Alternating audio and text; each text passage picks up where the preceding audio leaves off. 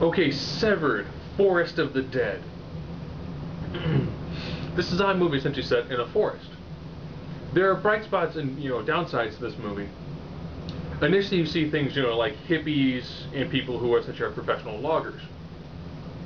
So after a little bit later on, you realize that the company that owns the logging rights genetically enhanced the trees to have them become old growth faster. Old growth trees, of course, are hardier and worth more money. But the sap from the trees makes zombies.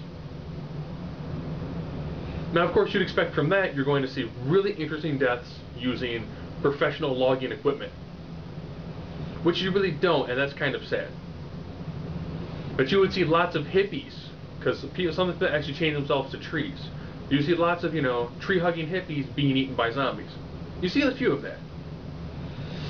This one, of course, is shot low budget, which is probably why you don't see near as many, really cool deaths using the logging equipment.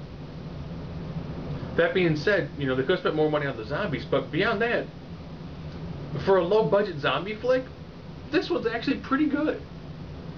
You do hit some really cliche spots every now and then, but you kind of get that in padding sometimes in a low-budget horror flick.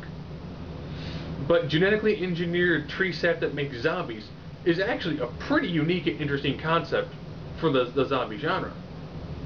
That being said, like I said before, the zombies don't look all that great. You get some decent acting from, again, non-mainstream actors, and it's not bad.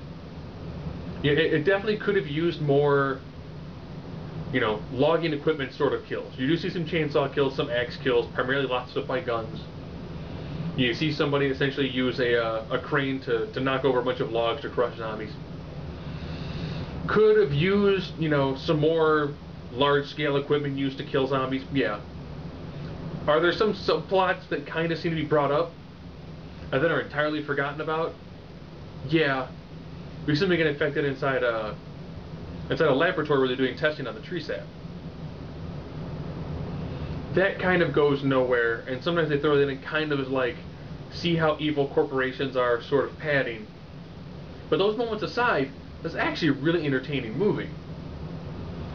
Now, of course, the only problem is the ending is bad.